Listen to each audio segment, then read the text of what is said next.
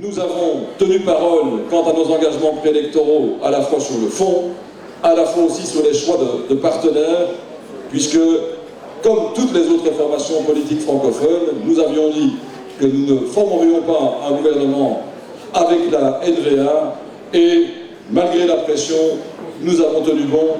Ça, c'est le respect de la parole donnée, c'est le respect des engagements politiques.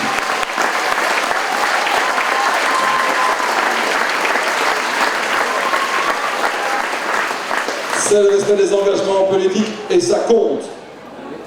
Le respect de la parole donnée dans la vie, dans la société, dans la vie de tous les jours, aussi en politique, ça donne confiance à chacun et les différentes crises que nous traversons, qu'elles soient économiques, sociales, financières, elles viennent aussi d'un manque de confiance. La confiance, on peut la retrouver grâce aussi au sens de l'engagement, au sens des responsabilités, au sens de la parole donnée.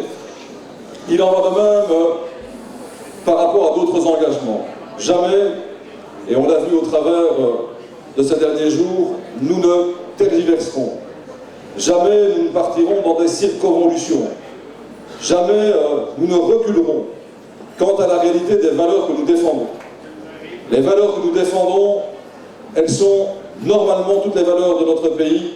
Ce sont des valeurs universelles, la tolérance, la lutte contre le racisme, contre la xénophobie, contre l'antisémitisme, l'ouverture aux autres, le respect, sont des valeurs essentielles.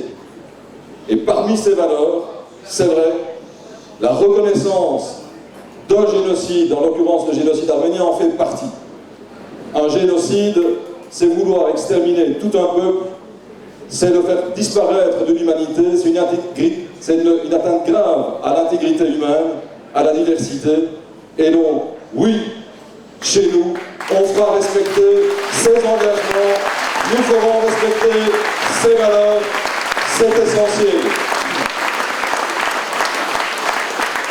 Et merci de vos applaudissements, nous ne verserons jamais dans de petits calculs électoraux et nos valeurs ne sont pas négociables. Tout le monde est le bienvenu au CDH, tout le monde est le bienvenu chez nous, quelles que soient ses croyances ou ses non-croyances, quelle que soit sa couleur de peau, quelles que soient ses origines, tout le monde est chaleureusement le bienvenu. Mais pour qu'on puisse bien vivre ensemble, pour qu'on puisse faire en sorte que la diversité soit au rendez-vous, il faut aussi l'intégrité au travers des valeurs que nous portons et que nous défendons.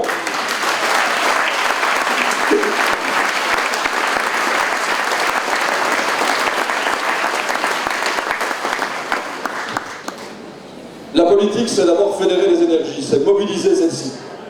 C'est faire en sorte que, aussi au travers des valeurs que je viens de décrire, on puisse développer bien sûr nos régions, sur le plan économique, sur le plan de l'emploi, au niveau de l'environnement. Il y a encore des combats très importants dans notre société qui ne sont pas gagnés. Je pense à l'égalité homme-femme, que ce soit au niveau salarial, que ce soit par rapport à d'autres choses.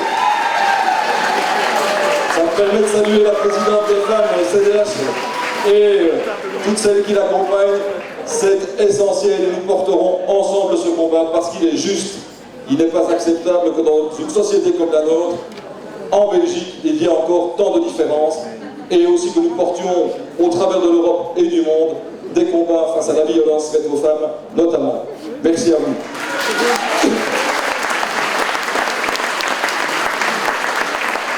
Alors si ce projet est possible, si notre projet est possible, loin des injures, des invectives, nous devons être, c'est vrai, on a fait le choix d'être dans l'opposition au niveau fédéral, et ce n'est pas un choix facile, même s'il s'imposait, ça n'empêche pas de faire avancer la société, ça n'empêche pas de déposer des propositions. Nous l'avons fait au niveau de la fiscalité, pour donner l'encouragement nécessaire au travail, à l'emploi, aux petites et moyennes entreprises, aux indépendants, aux jeunes qui se lancent, aux travailleurs, à ceux qui cherchent du travail. Nos réformes fiscales, nous autres, on n'en parle pas dans les médias. On a déposé ces réformes à la Chambre des représentants et j'espère qu'elles pourront être à la fois discutées, débattues et qu'on pourra apporter cette réforme nécessaire pour qu'elle ait du sens. Il n'est pas acceptable aujourd'hui dans notre société que certaines multinationales payent 0,1 ou 0,2% d'impôts alors que des indépendants, alors que les entreprises payent 33% d'impôts. Ce n'est pas juste. Ce n'est pas équitable. Comment voulez-vous que dans une démocratie, on puisse expliquer le sens de ce qui fonde le lien entre les uns et les autres à partir du moment où il y a tant d'inéquité au travers de celles et ceux qui développent des activités dans notre région, dans nos régions respectives. Alors pour porter ce projet, il y a vous bien sûr, avec vos idées, avec vos propositions. Il ne faut jamais hésiter à nous critiquer, à nous interpeller, à nous bousculer. Je le dis aux jeunes en particulier, mais je le dis à tout le monde. On n'a pas la vérité, on ne détient pas la vérité, et heureusement, on doit pouvoir se remettre en question. On doit pouvoir entendre les critiques. C'est important d'être dans cette écoute-là. Il y a l'opération Oser, Partager, Respecter qui est lancée. Plus de 1500 idées qui sont développées sur Internet. Je remercie l'ensemble des collaborateurs, tous ceux qui vont porter ce projet-là au cœur de nos quartiers, de nos villages, partout, pour apporter des nouvelles solutions, des nouvelles propositions, dans le sens du développement humain, dans le sens du respect de la personne, dans le sens, finalement, d'une société sereine, apaisée, et qui permet finalement à chacun, en fonction de sa réalité, de pouvoir progresser.